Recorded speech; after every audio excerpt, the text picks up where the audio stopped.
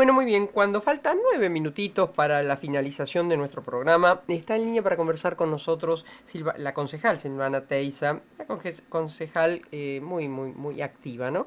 En este caso, hay dos temas que me interesa charlar con ella. Por un lado, anoche o ayer han tratado el tema de una ordenanza que tiene que ver con un nuevo panorama edilicio en Fisherton. Los vecinos no están de acuerdo. Silvana, buen día, ¿cómo estás? Hola María Herminia, buen día, ¿cómo estás vos? Bien, ¿se arribó algún consenso? ¿Se los escuchó a los vecinos? ¿Cómo terminó esa ordenanza?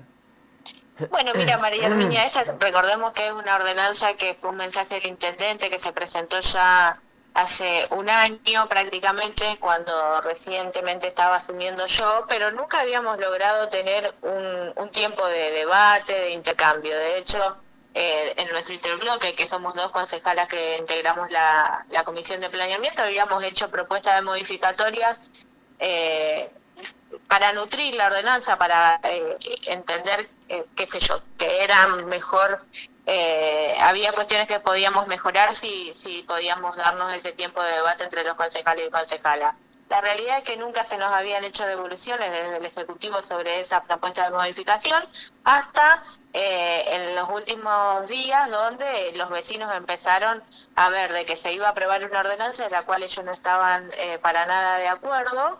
Entonces hubo ahí como un apuro en empezar a tratar el tema, pero entendemos a nosotros que no fue la forma más conveniente, y de hecho seguimos firmes en que nos debíamos un tiempo más de debate y de estudio. Sobre todo en esto de que es por lo que más se reclaman los vecinos, ¿no? Es un lugar donde todavía no cuentan con los servicios necesarios para poder crecer el afluente de gente o de viviendas. Entonces eso preocupa mucho. ¿Qué quiero decir con esto? Saben que tienen poca presión de agua, saben que la energía eléctrica, inclusive en el verano, hasta es dificultosa que sostenerla.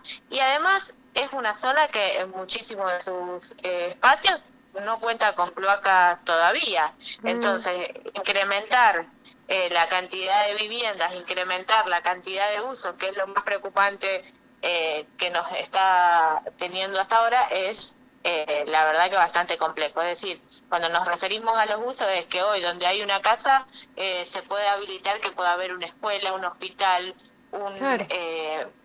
una actividad que, que genere la necesidad de tener una mejora en el servicio.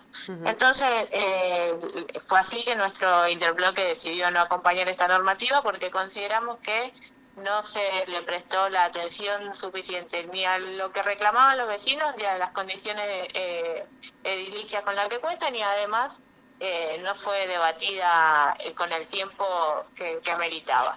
¿Y cómo salió? Fue acompañada por los otros bloques, entonces salió aprobada la noche de ayer.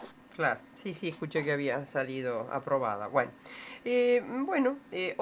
Otro tema que tiene que ver, además, los vecinos que se mudaron, está bien, todo prospera. Es decir, no sé, vos tenés en el centro tenés, no sé, un departamento con vista al río y delante tuyo había, no sé, una casa y construye un edificio, es parte de las reglas de juegos. Ahora, también es cierto que en Fisherton quienes se mudaron a esa zona buscaban ciertas situaciones que, por supuesto que esta nueva planificación va a alterarla, ¿no? Eso también es cierto.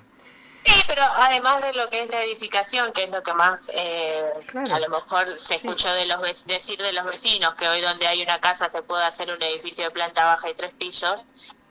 A nosotros lo que más nos preocupaba era la cuestión claro. esta de los servicios, es Así decir, es, así no es. contar con los servicios para satisfacer Ujú. esa posible demanda. Nos quedan 5 minutitos. Te quiero consultar sobre la emergencia en el transporte. ¿Deja de ser emergencia?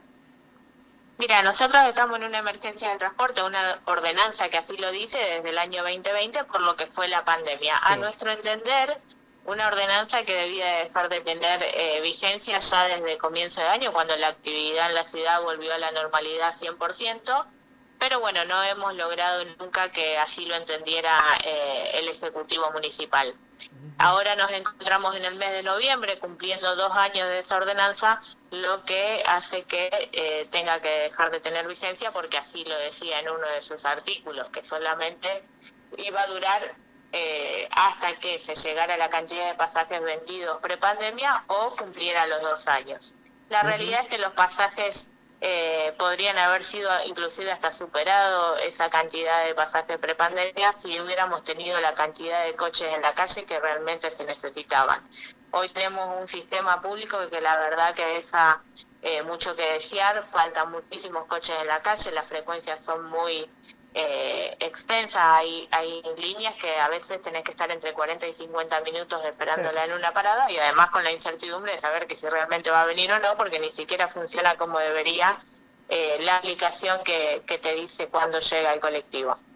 En ese sentido es que tenemos la semana que entra, es la última de noviembre, programada una reunión con el ente de la movilidad por la mesa de seguimiento de la emergencia, donde participamos algunos concejales y el mismo ente de la movilidad, a donde se nos va a transmitir cuál es la estrategia para salir de esta emergencia. Entiendo yo que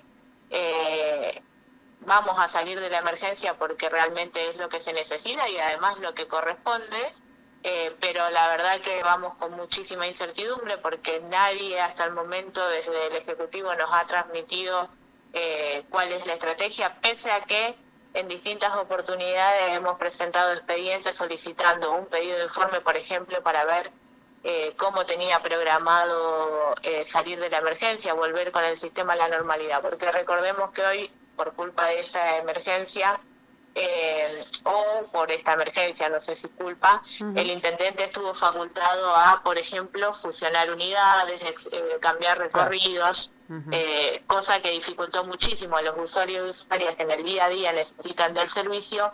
Entonces entendemos que al salir de la emergencia todo esto debería volver a los recorridos al menos prepandemia y mejorar las frecuencias para estar a la altura de las circunstancias. La realidad es que vamos con una incertidumbre de saber qué es lo que se nos va a decir, estamos terminando el año, eso siempre fue una excusa para los ejecutivos municipales a la hora de reforzar los servicios, que dicen que como no hay escuelas, no hay necesidad. La realidad es que hay gente que trabaja todo el año independientemente de si hay escuela o no, y que utiliza el servicio de transporte y necesita que sea el adecuado para poder para su vida cotidiana, ¿no?